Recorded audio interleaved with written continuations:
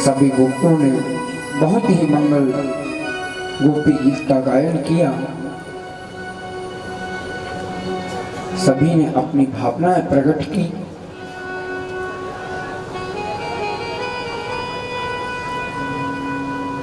कोई गोपी कहती है, कन्हैया ब्रज मंडल में जब आग लगी तो उस आग से हमें क्यों बचाया, हमें उसी समय मर जाने देते। गोपियां कहती हैं, तुमने उस यमुना में से कालिया को क्यों निकाला, मत निकालते, हमें उस जहरीले जल से ही मर जाने देते। गोपियां कहती हैं, तुमने इतने बड़े बड़े राक्षसों का उद्धार किया, क्यों किया, मत करते, हमें उन्हीं के हाथों मर जाने देते।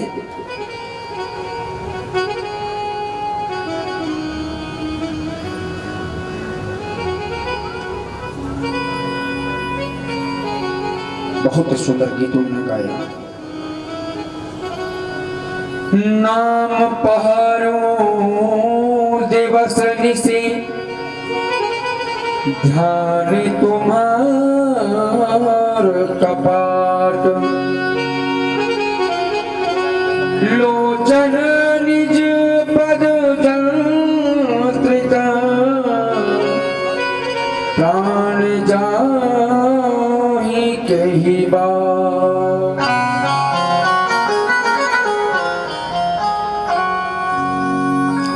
तव कथामृतं तत् जीवनं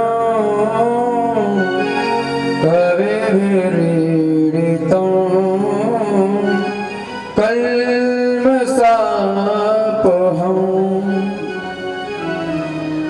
हे प्रभु, आपकी कथा जीवन को धन्य बनाती है। आपकी कथा हमें सुंदर राह दिखाती है। आपकी कथा हमें सुंदर रास्ता दिखाती है।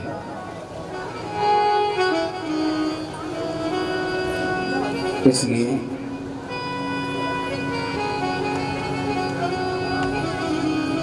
जब कन्हैया अंतर ध्यान हुए गोपियों ने कई भावनाएं प्रकट की कन्हैया के प्रति। एक भावना तो ये प्रकट की, नैना तुम तो बहुत बुरे,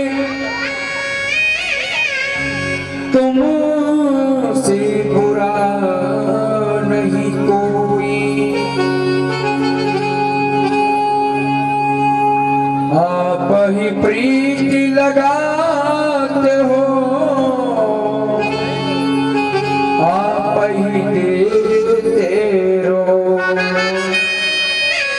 दूसरी भावना प्रकट की,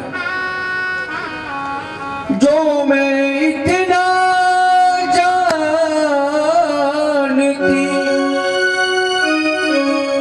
प्रीति करे दुख हो, नगर ढिंडोरा पीटती, प्रीति न करियो को। हे गोविंद, यदि हमें पता होता, यदि हमें ये पता होता कि आपसे प्रीति लगाकर, आपसे प्रेम करके हमें दुख भोगना पड़ेगा, तो गोविंद आपसे हम कभी प्रीत नहीं करती, आपसे हम कभी भी प्रेम नहीं करती। गोपियां मन में कहती हैं, ये निगोड़े प्राण अभी निकल क्यों नहीं जाते? इससे अच्छा तो कन्हैया की याद आती है, उससे अच्छा ये प्राण निकल जाए। प्यारे, प्राण इसलिए नहीं निकलते, प्राण तो निकलना चाहते हैं लेकिन प्राण इसलिए नहीं निकलते क्योंकि उनके हृदय में स्वयं कृष्ण रूप का प्रागट्य हो रखा है। कृष्ण की झांकी उनके हृदय में समाहित है, इसलिए उन गोपियों को कुछ नहीं होता। आज जब इतनी भावनाओं को प्रकट किया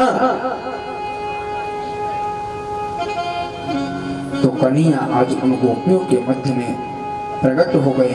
बोली रास बिहारी सरकारी की, रासोत्सव संप्रवृतो गोपी मंडल मंडितः, योगेश्वरेण कृष्णेन तासां मध्ये द्वयोर्द्वयोः। ऐसा विचित्र नृत्य किया गोपियों ने कन्हैया के साथ, गलबैया देकर आलिंगन करके रास कर रहे हैं। ऐसी विचित्र श्री कृष्ण की स्थिति, सुंदर झांकी है।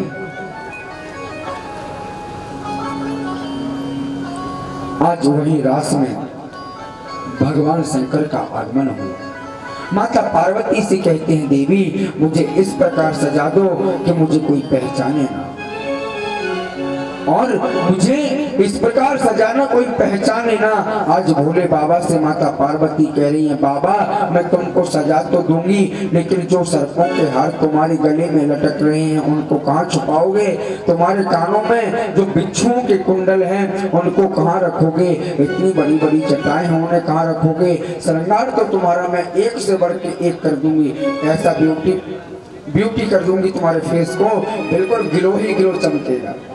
हाँ, आज माता पार्वती ने मेकअप किया, किसका? भोले बाबा का। सुंदर श्रृंगार कर रही हैं और बड़ा सुंदर गा रहे हैं। एक दिन भोले भंडारी बन करके ब्रजनारी वृंदावन आ गए हैं, वृंदावन आ गए हैं। एक दिन भोले भंडारी बन के ब्रज की नारी वृंदावन आ गए हैं, वृंदावन आ गए हैं। पार्वती भी मना बिहारी रामारे प्रभुरार वृंदावन आ गए हैं, वृंदावन आ गए हैं, वृंदावन आ गए हैं, वृंदावन आ गए हैं। जय हो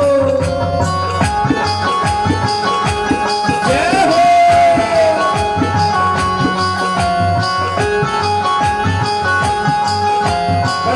सुंदर भजन है। अपनी अपनी स्थान पर खड़े होकर बढ़िया नृत्य करें। अपने मन से ये सोच लीजिए कि ठाकुर हमारे बीच में है और हम रास में नृत्य कर रहे हैं।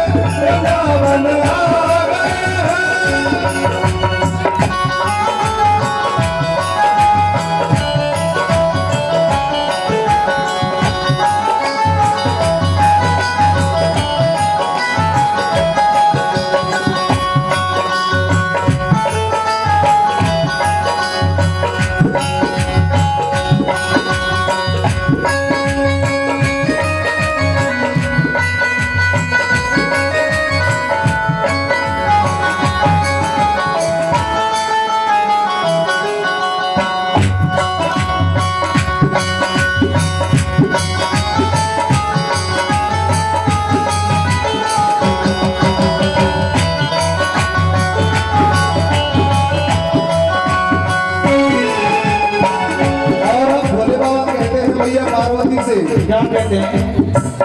ऐसा बनाने वाले कोई न जाने इस राज को, इस राज को। ऐसा सजा दो मुझको, ऐसा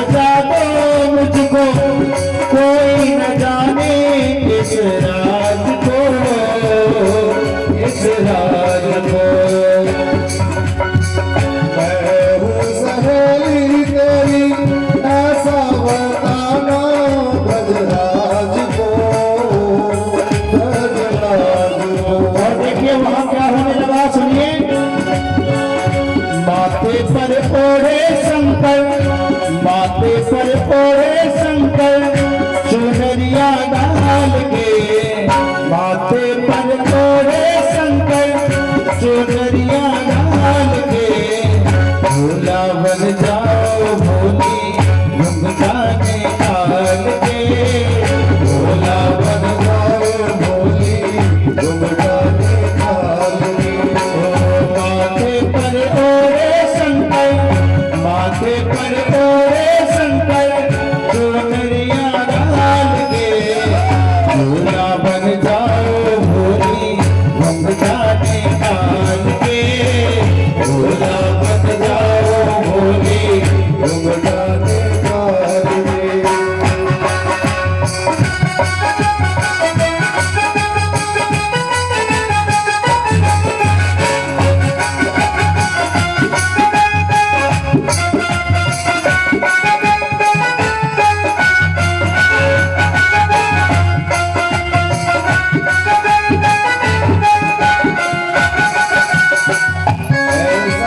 बनाना ब्रज,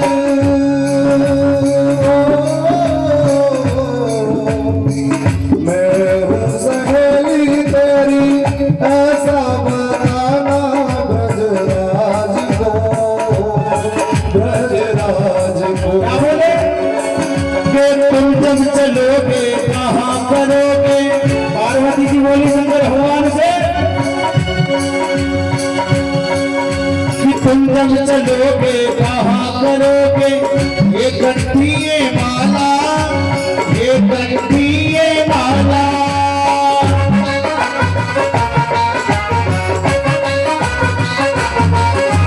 तुम जब चलोगे कहाँ करोगे? ये गंठी ये माला, ये गंठी ये माला ताला। बोले बाबा बोले टेंशन मत ले पार्वती,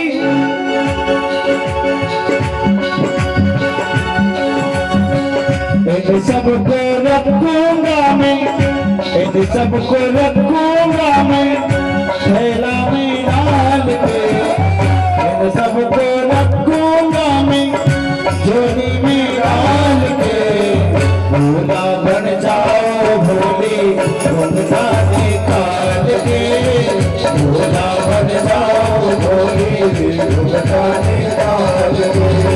माथे पर ओढ़े शंकर, माथे पर ओढ़े शंकर चुनरिया डाल के, भोला बन जाओ भोली घुंघटा निकाल के, भोला बन जाओ भोली घुंघटा निकाल के, भोला बन जाओ भोली घुंघटा निकाल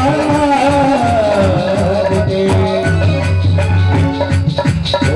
हंस के सती ने कहा बलिहार जाओ इस रूप को, इस रूप को हंस के सती ने कहा बलिहारी जाओ इस रूप को, इस रूप को एक दिन तुम्हारे लिए आए मुरारी इस रूप में, इस रूप में वही रूप बनाया मुरारी, वही रूप बनाया मुरारी, अब है तुम्हारी बारी वृंदावन आ गए हैं, वृंदावन आ गए।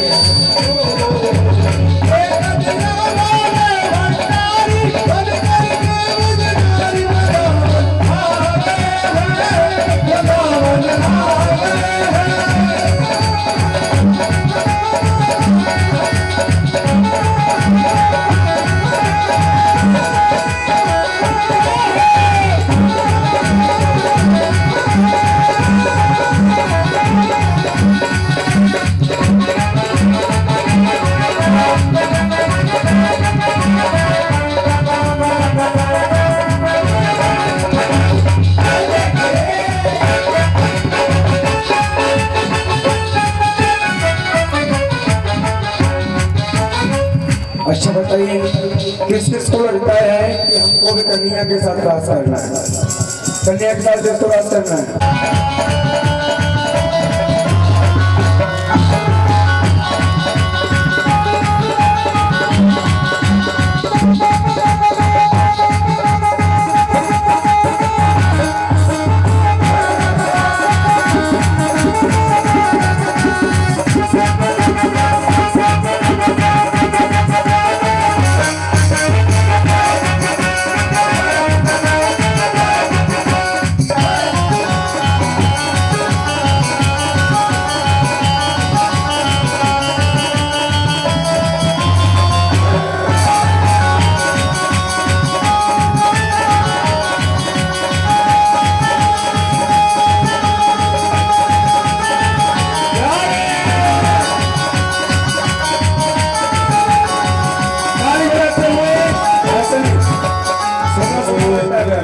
ऐसे नहीं, सोना लगता है बिल्कुल, है आनंद नहीं आता बिल्कुल।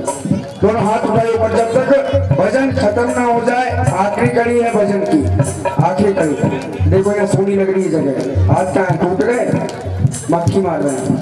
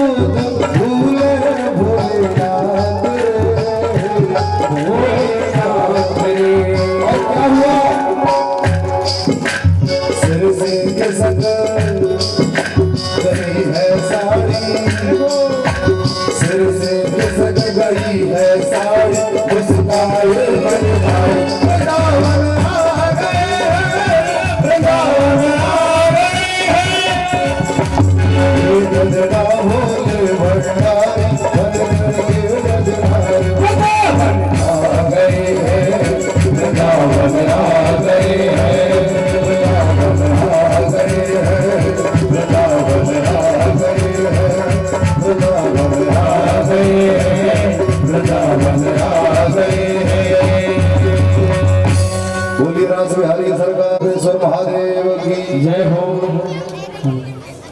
बोले की है, आवाज नहीं निकलती देखो।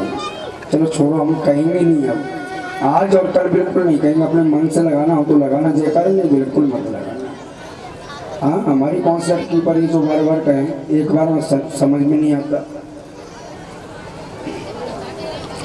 आज हमारे भोले बाबा ने बड़ा सुंदर श्रृंगार किया, और जहां हमारी कन्हैया गोपियों के साथ, हजारों गोपियों के साथ में नृत्य कर रहे थे, रास विहार कर रहे थे, आज कन्हैया वहां पधारे हैं और बड़ा सुंदर नृत्य कर रहे थे।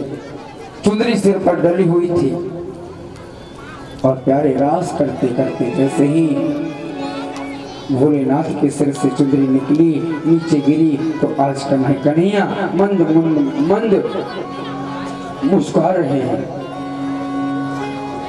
और भोले बाबा को निहार रहे हैं। वारे भोले बाबा, बड़ी सुंदर लीला की है तुमने।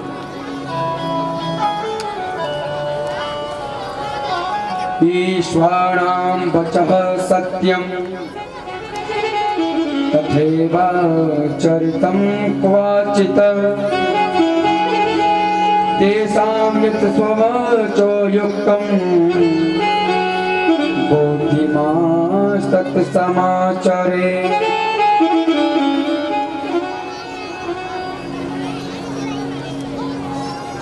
बहुत सुंदर लीला थी। तो आइए चलते हैं आगे की कथा की ओर बढ़ते हैं।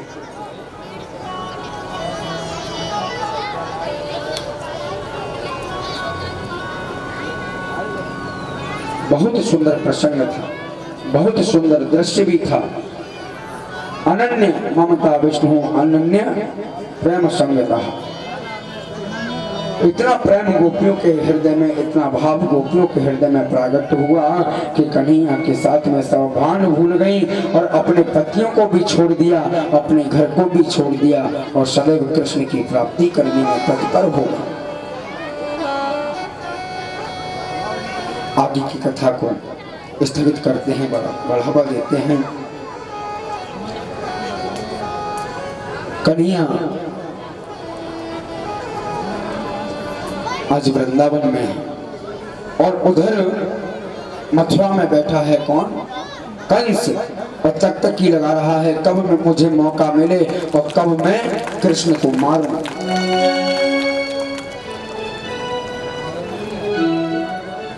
कब मैं कन्हैया को मारूं।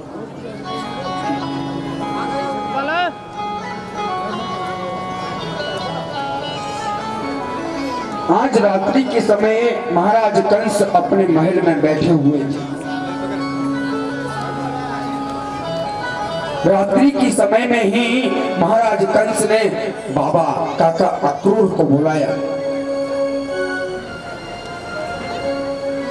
काका अक्रूर को बुलाया और काका अक्रूर से कहा, अक्रूर जी तुम्हें हमारा एक काम करना है। क्या? तुम्हें हमारा एक काम करना है। क्या काम? कि आपको सुबह होते ही वृंदावन जाना है और वृंदावन में जाकर जो दोनों नंद गोप के सुत हैं कृष्ण और बलराम को लाना है। अक्रूर जी कहते हैं, क्यों महाराज, क्या करना है उन्हें लाके?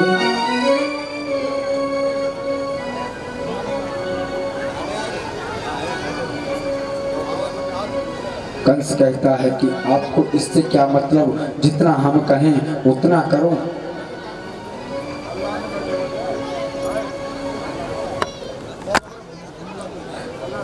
कंस चाहता है कि अपनी मथुरा नगरी में मैं बहुत बड़ा धनुष यज्ञ का मेला लगाऊं और उसमें कृष्ण बलराम पधारे तो दोनों को मैं आते ही मार दूं।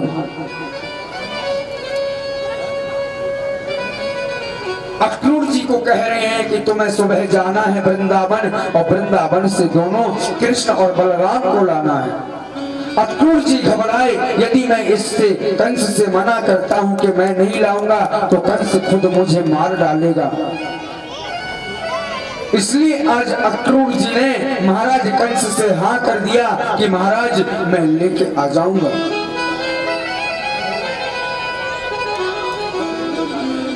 अक्रूर जी ने सुबह होते ही अपने रथ को सजाया। सुबह के 6 बज रहे थे। 6 बजे अपने रथ को सजाकर, बड़ा सुंदर प्रसंग है। यदि कोई बेटा अपनी माँ को छोड़ के कहीं बाहर जाता है तो माँ रोने लग जाती है। ध्यान दीजिएगा, तभी मुझे आनंद आएगा कथा कहने में। नहीं, बिल्कुल नहीं आएगा। मुझे दिख रहा है कि आपका मन यहाँ है, आपका मन यहाँ है। तो करवट प्रार्थना करूंगा कि ध्यान बिल्कुल सटीक रहे। अक्रूर जी ने रथ सजाया। 6 बजे का समय है सुबह। आज सुबह होते ही रथ में अक्रूर जी विराजमान हुए।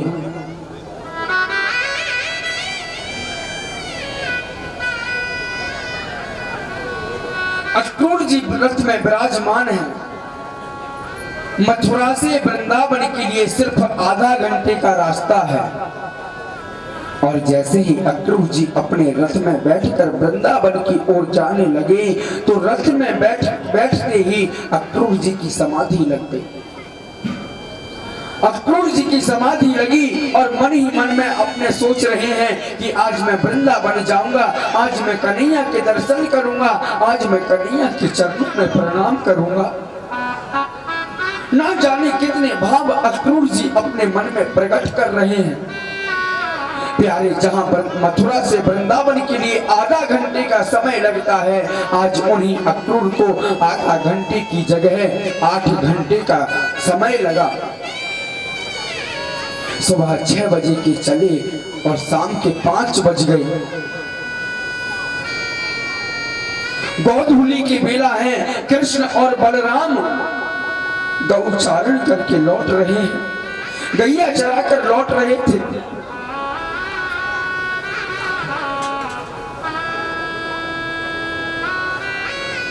आज कृष्ण और बलराम की नजर अक्रूर काका के ऊपर पड़ी। अक्रूर काका के ऊपर नजर पड़ी, एकदम कृष्ण बलराम रथ से नीचे कूदे और रथ से नीचे कूदकर अक्रूर जी के चरणों में लेट गए, प्रणाम किया। अक्रूर जी मन में सोच रहे हैं, बाहर कन्हैया हमने तो मन में सोचा था कि हम तुझे प्रणाम करेंगे, लेकिन तू हमें प्रणाम कर रहा।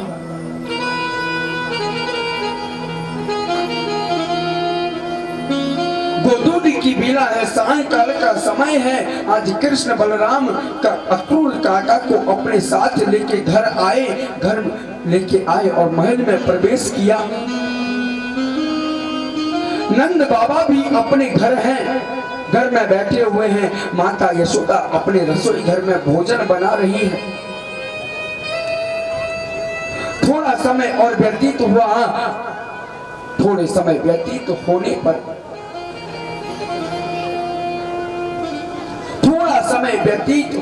पर अक्रूर काका और नंद बाबा में वार्तालाप हो रही है। वार्तालाप हुई। उसके पश्चात मैया ने सुंदर पकवान बनाए, भोजन बनाया। भोजन की थाली परोसकर अक्रूर काका के सामने पहुंचाई। काका ने भोजन किए। भोजन से निवृत्त होने के बाद आज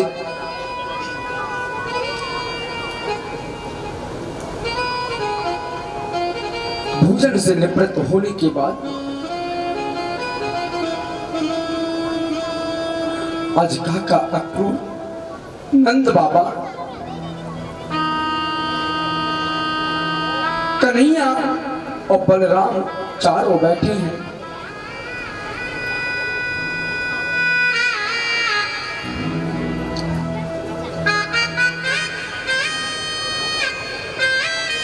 चारों एक कक्ष में बैठे हैं। मैया यशोदा अपने रसोई घर में भोजन बना रही है। आज बाबा ने पूछा, नंद बाबा ने पूछा, अक्रूर जी तुम्हारा किस कारण बस यहाँ आना हुआ है, क्यों आए हो? आज प्यारे जैसे ही नंद बाबा ने पूछा, अक्रूर जी क्यों आए हो, मैया यशोदा रसोई घर में भोजन बना रही थी। बाबा ने पूछा क्यों आए हो? अक्रूर जी बोले, क्या बताऊं नंद जी, मुझे कंस ने भेजा है। मुझे कंस ने भेजा है और कल वहां उनके यहाँ धनुष का बहुत बड़ा मेला लगाया जा रहा है और मैं कृष्ण बलराम को ले जाना चाहता हूं।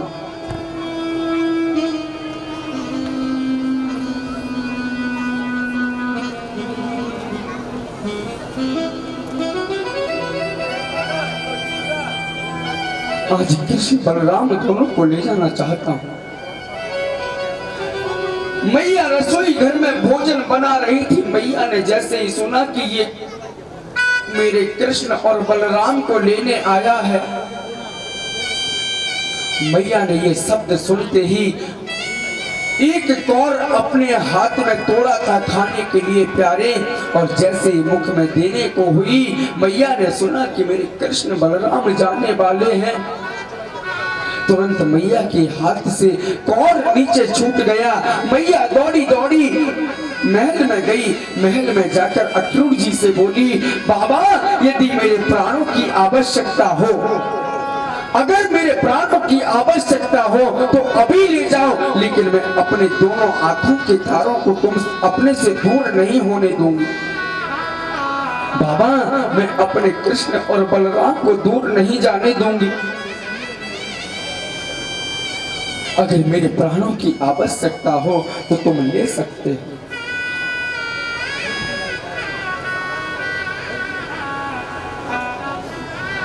आज कन्हैया और बलराम वहीं खड़े हैं।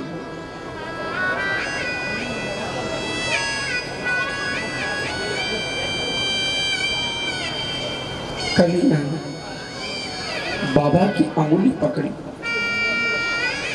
बाबा की अंगुली पकड़कर बाबा से कहा, बाबा देखो आज पहली बार हमें कहीं जाने का अवसर मिला। आज पहली बार कहीं जाने का हमें मौका मिला। और आज मैया हमें जाने से रोक रही है। आज कन्हैया मचल गई, बाबा से बोले बाबा हम नहीं मानेंगे, हम घूमने जाएंगे। मैया से कहो ना मैया हमें जाने क्यों नहीं देती। जब मैया से प्रार्थना करी, मैया हमको तो कहीं जाने क्यों नहीं देती, हमको जाने दे। मैया से हजार आग्रह की, हजार प्रार्थना की,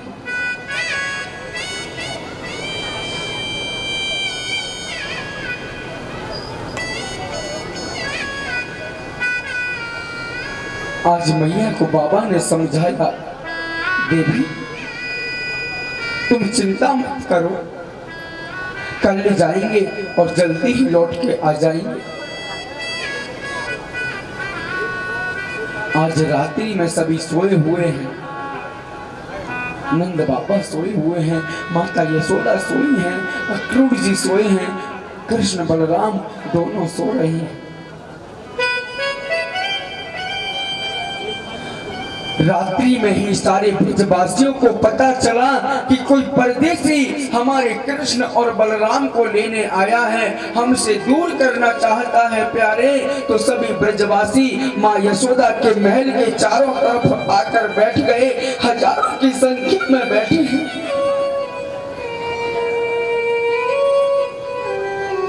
सारे ब्रजवासी, सारी गोपालनाएं रुदन कर रही हैं। कन्हैया कंठ अवरुद्ध हो रहा है, कुछ बोल नहीं पा।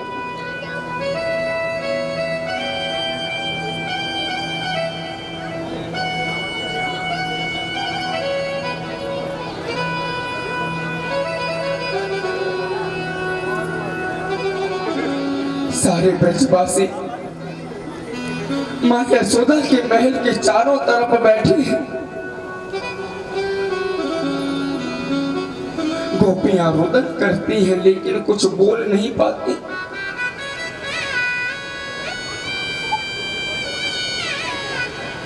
प्यारे ही तो मुझे पता है, या उसे पूछो जिससे बीती हो। जब किसी का कंठ अवरुद्ध होता है, जब किसी के गले से बोल नहीं निकल पाता, तो बोल के साथ साथ में भले ही रोना आता हो, पर रोने के साथ साथ आंसू नहीं निकल पाते, क्योंकि वह कंठ के साथ में अवरुद्ध होने की वजह से आंसू सूख जाते हैं। आंसू हमारे निकलना चाहते हैं लेकिन कंठ अवरुद्ध है, इसलिए रोक लेता है। वही दशा आज उन गोपियों की बनी है। सभी गोपियां बैठी हैं, ग्वाले बैठे हैं, रुदन करते हैं। सुबह का समय हुआ, ब्रह्म मुहूर्त में ही आज अक्रूर जी जगे। अक्रूर जी जल्दी जल्दी जगे, स्नान किया, स्नान करके आज अक्रूर जी उस रथ को सजाने लग गए। रथ को सजाया, सुबह 6 बजे आज कृष्ण और बलराम से कहा, लाला जल्दी चलो नहीं तो देर हो जाएगी। आज माता यशोदा अपने महल में अंदर काम कर रही थी। जब वो अक्रूर जी कृष्ण और बलराम को ले जाने लगे, लेके बाहर निकले और रथ में बैठने को तैयार हुए। चारों तरफ गोपियां बैठी हैं। कन्हैया की नजर उन गोपियों पे गई। सभी गोपियों की आंखों से अश्रुधारा प्रवाहित हो रही है। गोपियां कृष्ण को देखती हैं, कृष्ण गोपियों को देखते हैं। ना तो गोपी कृष्ण से बोलती हैं, ना कृष्ण गोपियों से बोलते हैं।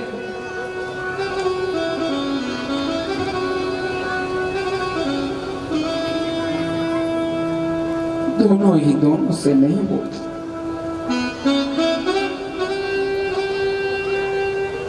आज जैसे ही कन्हैया अपने रथ में बैठे, रथ में बैठने के पश्चात माता यशोदा अपने महल में अपना काम कर रही थी। मैया को जब पता चला कि मेरे कृष्ण और बलराम दोनों जा रहे हैं, मैया दौड़ी दौड़ी बाहर आई। मैया ने आवाज लगाई, लाला लाला रुक जा, लाला रुक जा। कई आवाज लगाई लेकिन लाला ने नहीं सुना। लाला ने जब देखा कि मैया गिर रही है, गिर के उठ रही है, फिर गिर रही है, फिर उठ रही है, तो लाला ने ये दृश्य देखा तो अपने रथ से नीचे कूद गए। और कूदने के बाद कन्हैया दौड़े दौड़े अपनी माँ के पास गए और माँ के अंक से लिपट गए। आज मैया ने अपने प्रेम आंसुओं से कन्हैया के सिर को भिगो दिया, कन्हैया के सिर को भिगोया।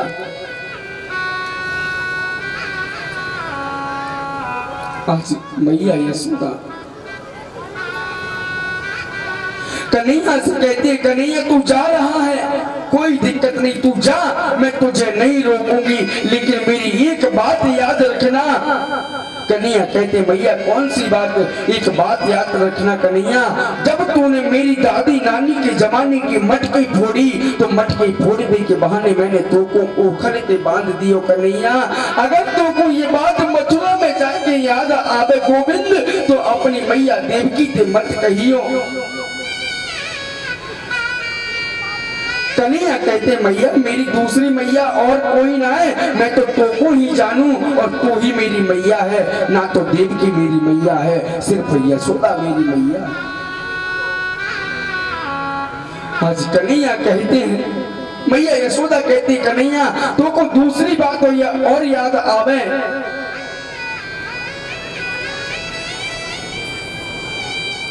कि मैया ने मेरे कान पकड़ो और कान पकड़ के मुंह को लठिया दिखाई। यह बात को भी अपनी मैया से मत कहिए।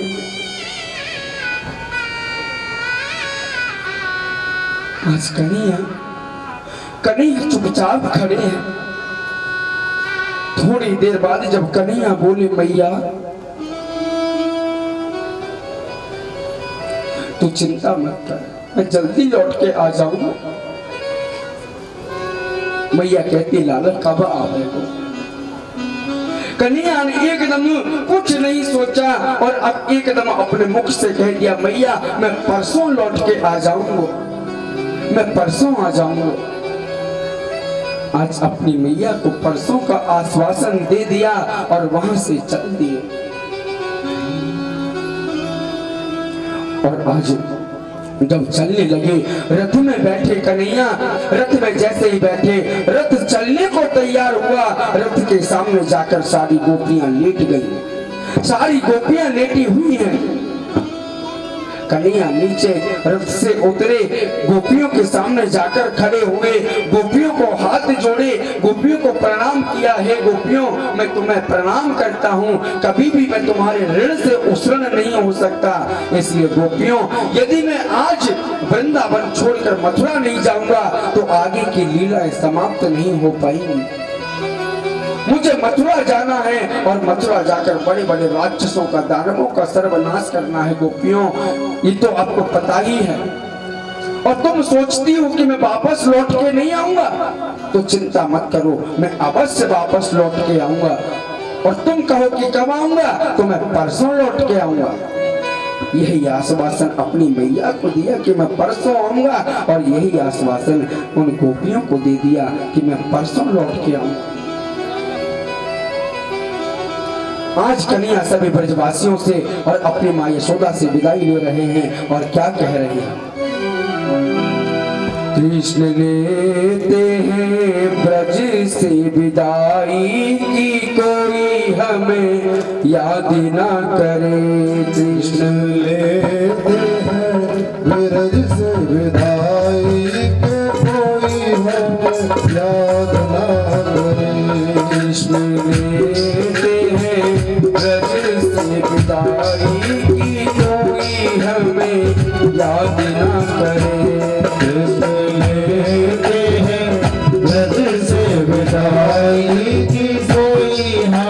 याद ना करे, कि कोई हमें याद न करे, कि कोई हमें याद न करे। लेते हैं ब्रज से विदाई कि कोई मोहे याद ना करे।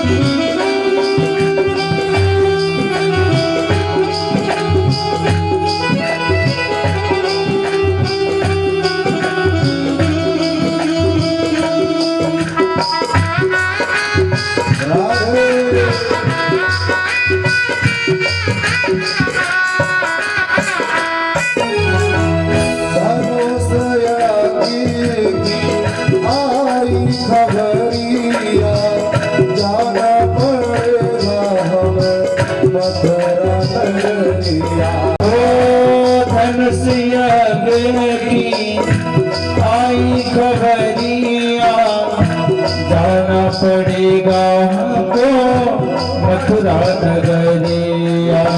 कैसे सहेगा विदाई कि हमें कोई याद न करे। कृष्ण देते हैं ब्रज से विदाई कि कोई हमें याद न करे।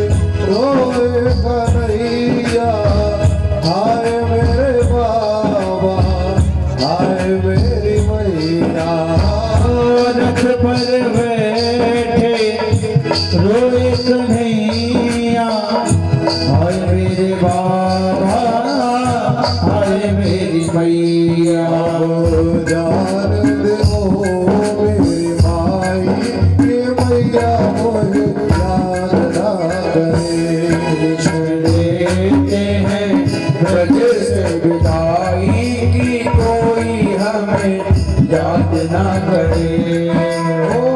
रथ को पकड़ कर राधा रोए, सखिया खड़ी है रास्ता रोके।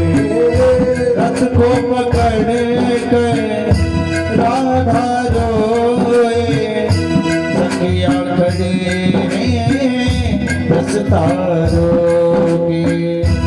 ग्वाल देते हैं, ग्वाल देते हैं, रो रो दुहाई कि मैया मोहे याद ना करे।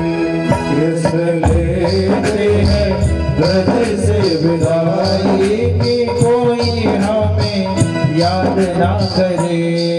कि कोई हमें याद ना करे, कि कोई हमें याद ना करे। कृष्ण लेते हैं ब्रज से विदाई कि कोई हमें याद ना करे। बोलिए कृष्ण कन्हैया लाल की जय। कृष्ण लेते हैं ब्रज से विदाई की कोई हमें याद ना करे।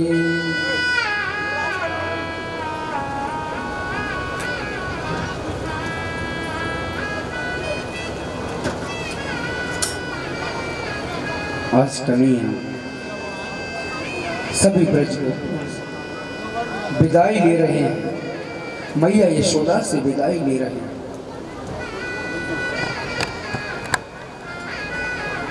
सभी को प्रणाम किया कि आपके ऋण से कभी उत्सर्ण नहीं हो सकता।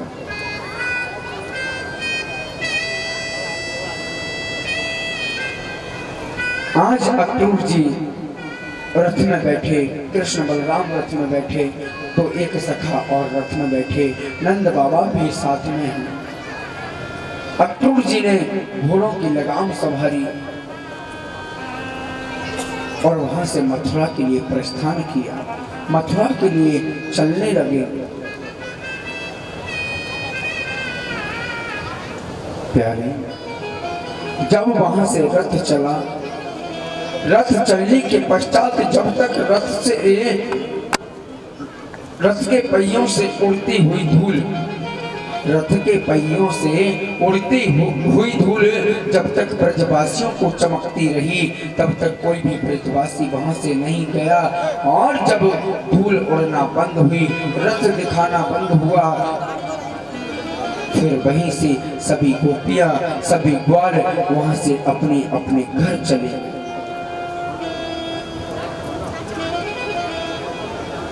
सभी अपने अपने घर जा रहे हैं।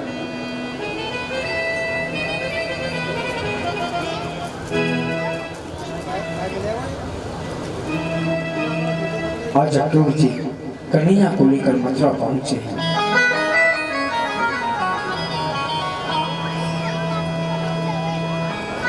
कृष्ण के मित्र और नंद बाबा मथुरा की यमुना के पास यमुना बाग में रुके हुए हैं।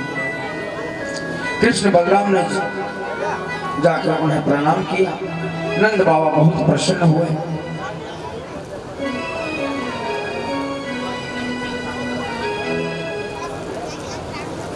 आज कन्हैया बाबा से बोले, बाबा मथुरा नगरी दूर से बड़ी बहुत सुंदर लग रही है,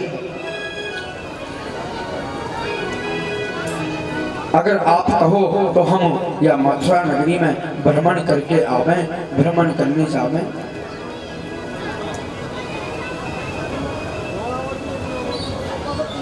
सुंदर सुंदर अट्टालिकाएं हैं, सुंदर सुंदर हवेलियां हैं।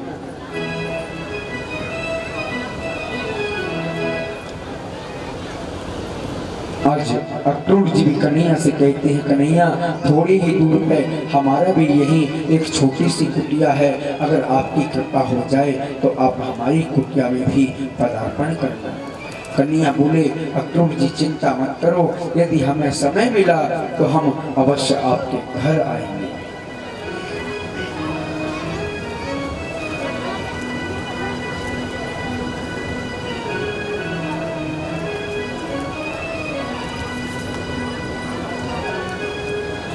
आज कंस ने मथुरा नगरी की बड़ी सुंदर सजावट करवाई।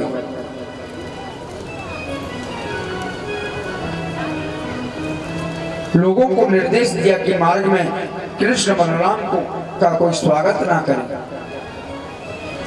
लेकिन मथुरा की जितनी भी नारियां हैं, जितनी भी स्त्रियां हैं, सभी के मन में भावना जागृत है कि कब कन्हैया हमारी नगरी में आए और कब हमारी गलियों में से निकले और हम कब कन्हैया का स्वागत सत्कार करें, कन्हैया के ऊपर कब हम पुष्पों की वर्षा करें। ऐसी भावना जागृत हो रही है।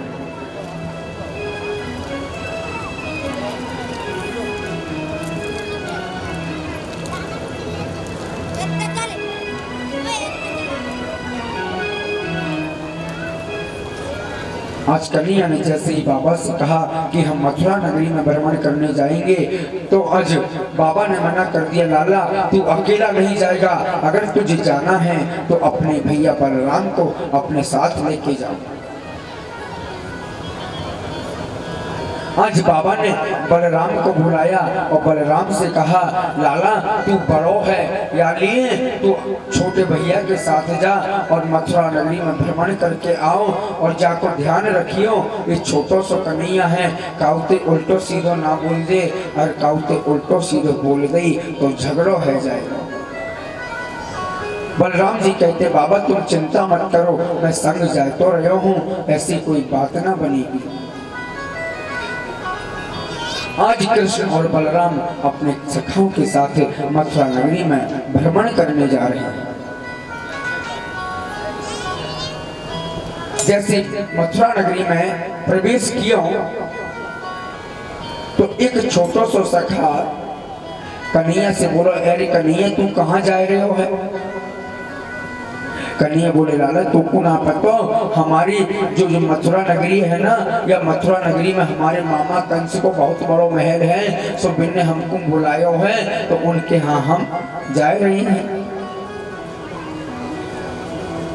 सखा गुस्सा है क्या? बोला, बारे कन्हैया त्याने हमको बताई भी नहीं कि हम मामा के घर जा रहे हैं, और तू बढ़िया वस्त्रन को पहन के आ गए हो और हमें मेरे मकूदे वस्त्र पहनाई दिए। कन्हैया बोले, चिंता मत करो, तुम्हारी व्यवस्था मैं करूंगा।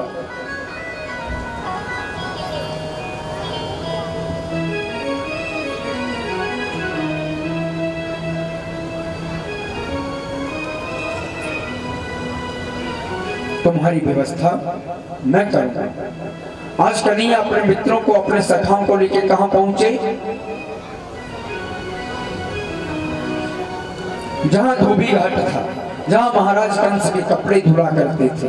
आज कन्हैया अपने सखाओं को लेकर वहां पहुंचे।